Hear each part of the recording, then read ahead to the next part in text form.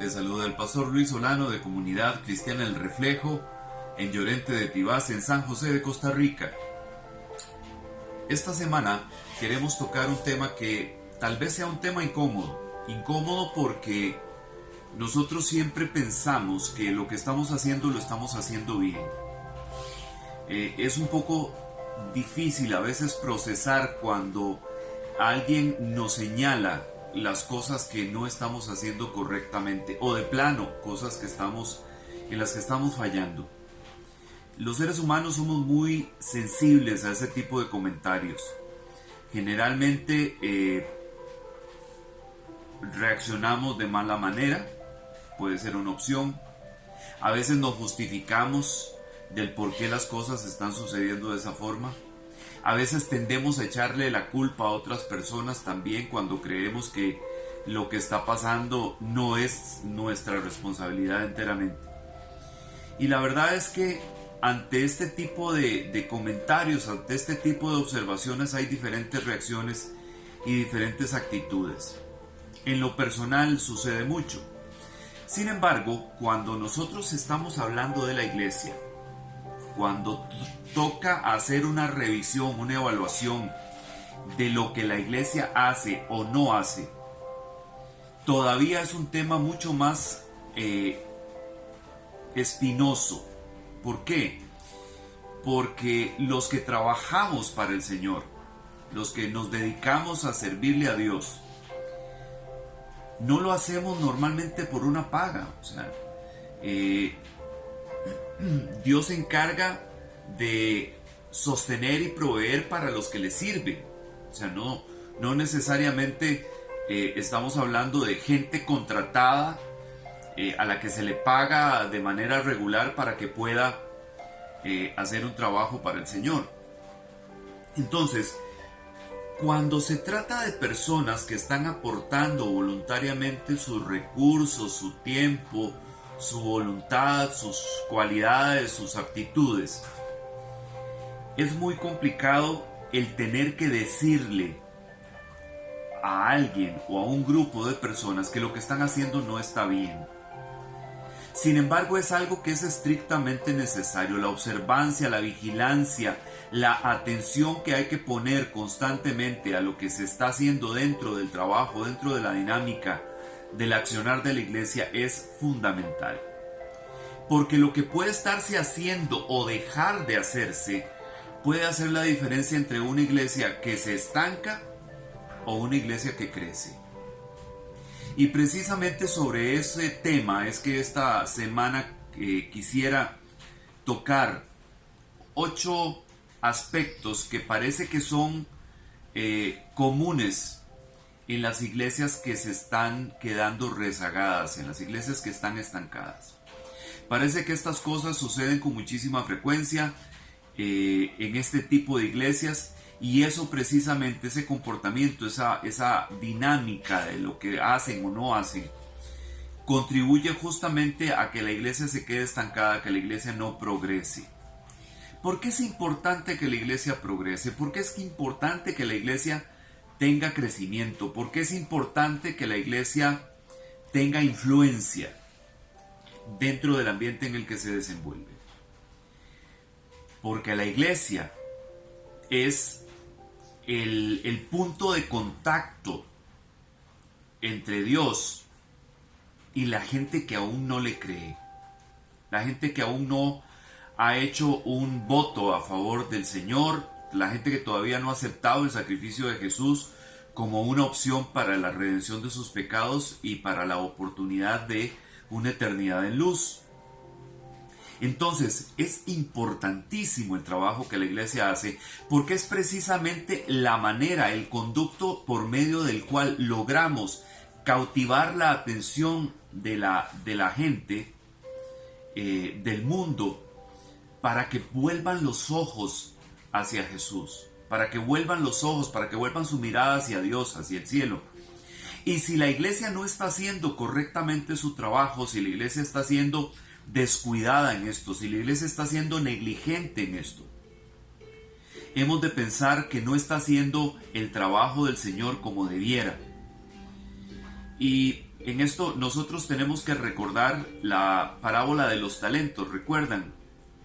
Un señor muy importante que reparte talentos entre sus siervos. A uno le da 5 talentos, a otro le da 2 talentos y a otro le da 1.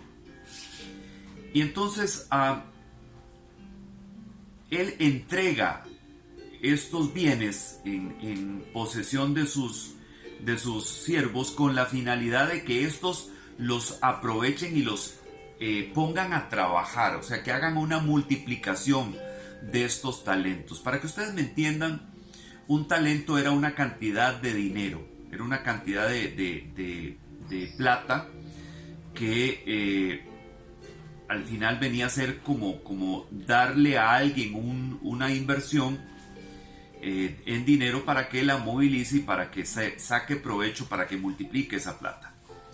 Entonces dice que el amo se fue por un tiempo, después regresó, y cuando regresó llama cuentas a sus siervos y les dice a cada uno de ellos qué habían hecho con los talentos. El que tenía 10 talentos le dijo: mira, amo, aquí están tus 10 talentos y produje 10 más. Al que le dieron 5 talentos, igual, aquí están los 5 que me diste y estos 5 produjeron 5 más. Y cuando llegaron al que le habían dado un solo talento, le preguntaron: ¿y qué hiciste con tu talento? Y dijo: es que como eres un hombre muy poderoso y eres un hombre muy estricto, entonces tuve miedo, y para que no le pasara nada a tu talento fui y lo enterré. Entonces aquí tienes el talento que me diste. Y entonces el hombre se enoja mucho y dice: ¿cómo es posible que ni siquiera lo hayas llevado a un banco, a donde un banquero? Si lo hubieras llevado a donde un banquero, que era como lo mínimo que podía hacer, yo hubiera obtenido un interés a partir de ese talento y no me estarías y no se hubiera perdido este tiempo sin que ese talento se pusiera a producir. Y entonces dice: quítenle el talento a este y déselo al que tiene los 10, dice, porque al que mucho se le da, mucho se le exigirá. Entonces nosotros tenemos que entender que hemos sido comisionados por Dios para llevar el evangelio de salvación a las personas. Dios nos ha dado los recursos necesarios para que podamos hacerlo. Nos ha dado su palabra para que nosotros entendamos y podamos expandir el evangelio del reino.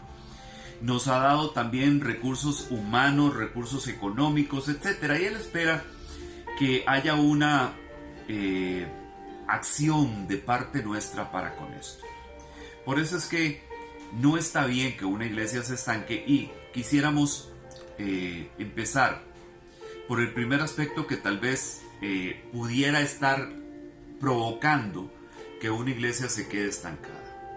El primer punto por el cual una iglesia se puede quedar estancada es porque le falta un plan de liderazgo, de empoderamiento. O sea, porque nosotros hemos fracasado como líderes en la iglesia si no abrazamos el poder y el impacto de la iglesia local. O sea, las personas tienen el poder de ser influencia, de ser agentes de cambio dentro de la comunidad. O sea, el pueblo de Dios tiene que poseer un plan de batalla, tiene que tener un plan con una meta mensual, trimestral, anual. Es importante que la iglesia se fije una meta hacia dónde quiere ir y qué quiere lograr durante un periodo de tiempo. ¿Por qué? Porque si no se fijan metas, lo que termina sucediendo es que cualquier cosa funciona. No se hacen evaluaciones de las cosas que se tenían pensada lograr y de qué se logró y qué no se logró, sino que se piensa que todo lo que está sucediendo está bien, y realmente no es así.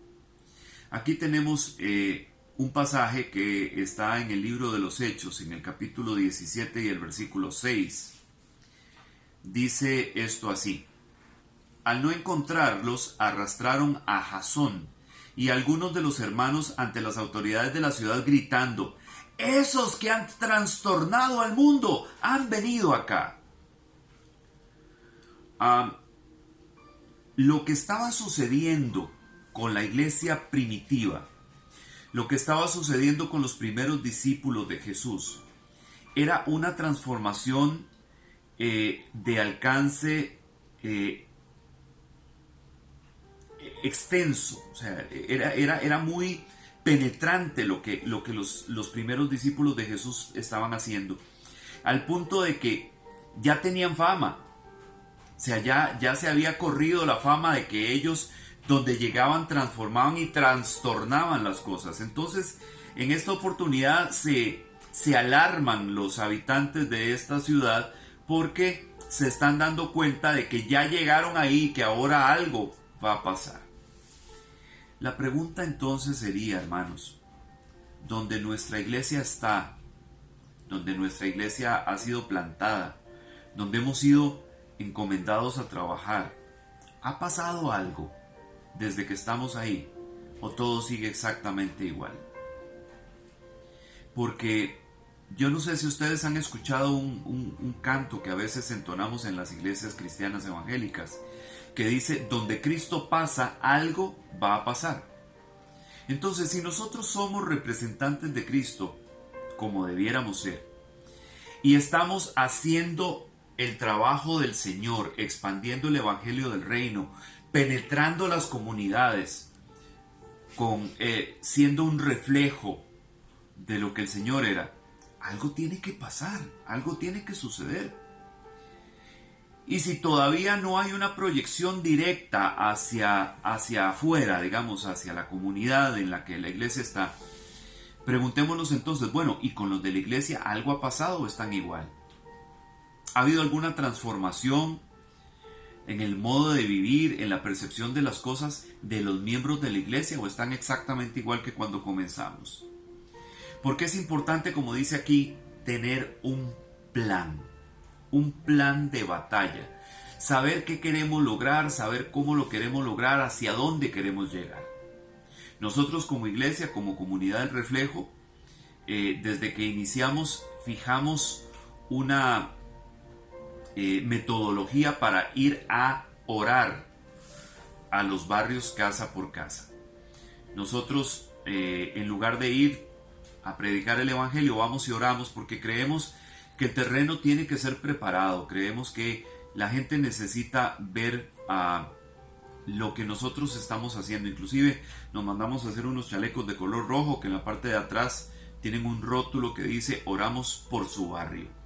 Esto ha provocado que la gente le llame la atención, que algunas personas se acerquen y pregunten. Nosotros tenemos por costumbre también, cuando alguien se nos queda mirando, cuando pasamos enfrente de una casa, comentarles qué es lo que estamos haciendo, y esto realmente ha permitido que la comunidad tenga una buena imagen de lo que nosotros hacemos. ¿Okay? Todavía falta más. Sin embargo, esto nos ha acercado a la comunidad y nos ha permitido empezar a hacer un trabajo de penetración y de acercamiento a la comunidad. Un segundo aspecto que también es muy importante aquí: está claro acerca de su visión y su misión. Hay muchas iglesias que tienen declaraciones de visión, ¿verdad? Yo creo que es una de las primeras cosas que se hacen o que se deberían de hacer. Bueno, ¿cuál es la visión con la que vamos a trabajar y cuál es la misión que nosotros vamos a cumplir dentro de el reino de Dios? El problema es que hay muchas iglesias que tienen estas declaraciones de visión, pero no hay muchas iglesias que tengan claridad con respecto a lo que son como organización. Entonces, sí, una visión lindísima, pero ¿qué es lo que nosotros somos? ¿Cuál es nuestra esencia? ¿Cuál es nuestra constitución como estructura, como iglesia, nuestra personalidad? Porque esto es importante. Cada iglesia tiene una personalidad. Y Dios, respetuoso de la pluralidad que existe en los caracteres de las personas y en las personalidades de la gente, también entiende que esto construye una personalidad colectiva, construye una identidad colectiva para la iglesia como organización. Entonces la pregunta es, bueno, tenemos una declaración de visión, pero tenemos claro quiénes somos nosotros como organización. ¿Cuál es nuestra identidad como organización? ¿Qué es lo que nos caracteriza? ¿Cuál es nuestro enfoque? ¿Cuál es nuestro campo de labranza? ¿Dónde es que el Señor nos ha puesto a trabajar y con qué particularmente? Una visión que esté clara atrae a las personas. O sea, porque si la gente entiende cuál es la visión de la iglesia, si la gente entiende dónde es que está llegando, a qué grupo se está uniendo y cuáles son los objetivos y los propósitos que se quieren alcanzar, la gente se identifica con eso. Pero si no está claro esto, entonces la gente llega, ve y se va. Y nosotros necesitamos manos para trabajar. Todas las iglesias necesitan manos para trabajar. Porque hay una situación. Usted puede tener una iglesia de 100 miembros y de esos 100 miembros probablemente los que estén participando, trabajando activamente en las actividades de la iglesia sean 30 a 35 personas máximo. Y esto no es un mal índice de participación. ¿Entendemos esto? Entonces, cuando hay que atender a 100 personas y solo 30 personas están ayudando en esa atención, el trabajo se vuelve pesado. Y siempre existen dentro de las iglesias el deseo y la necesidad de que haya más personas, de que haya más manos.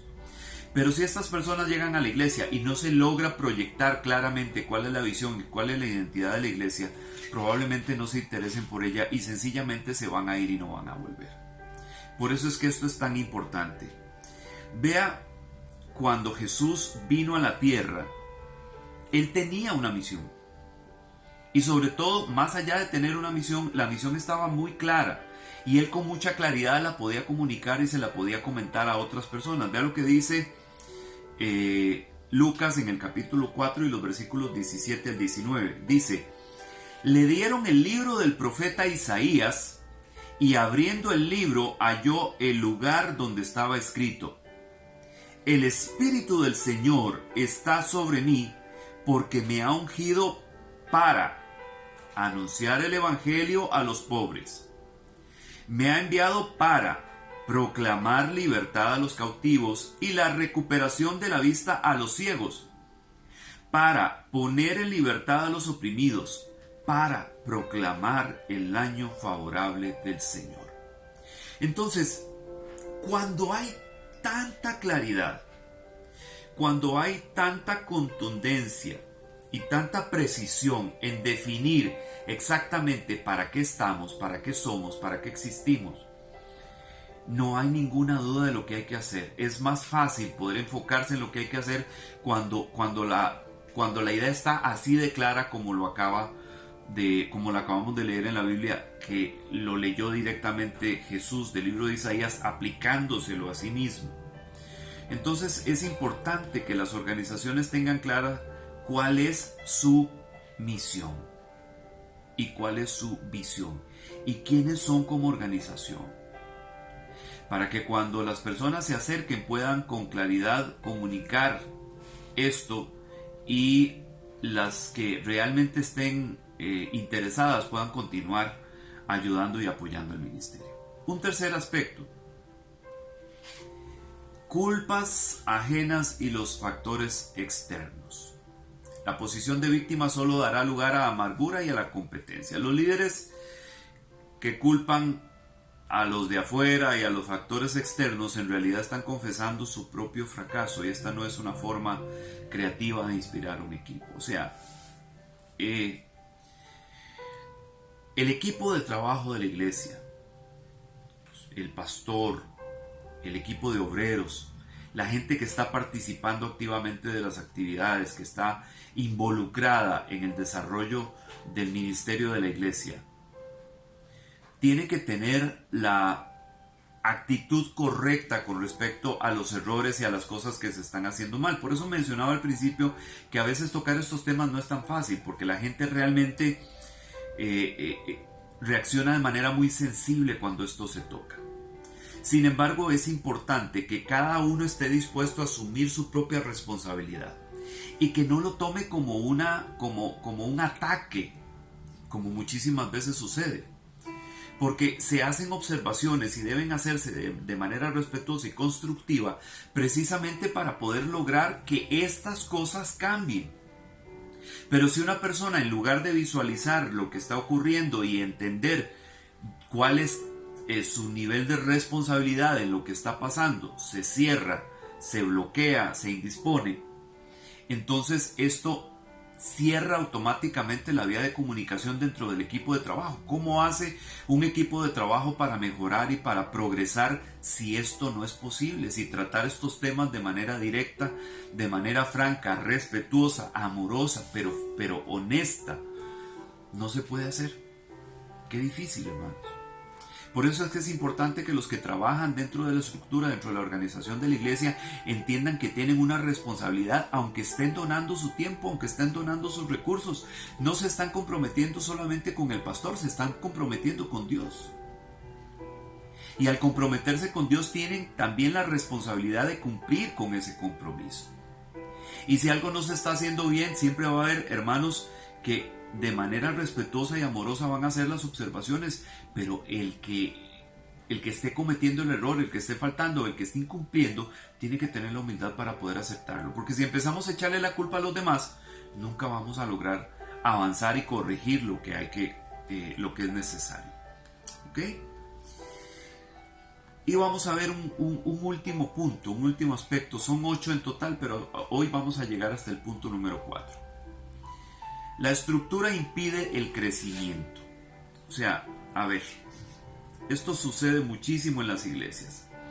Son tantísimos, el ministerio está dividido en tantas grupos, en tantas coordinaciones, en tantas atenciones particulares, que la iglesia se va burocratizando, o sea, se va convirtiendo en una iglesia grande en estructura, aunque no grande en membresía.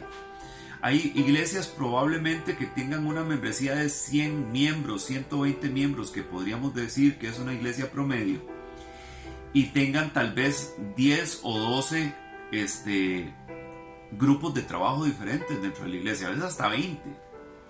Entonces imagínese usted, primero la demanda de personal, de recurso humano que requieren esas 12 o 15 o 20 divisiones de trabajo dentro de la iglesia.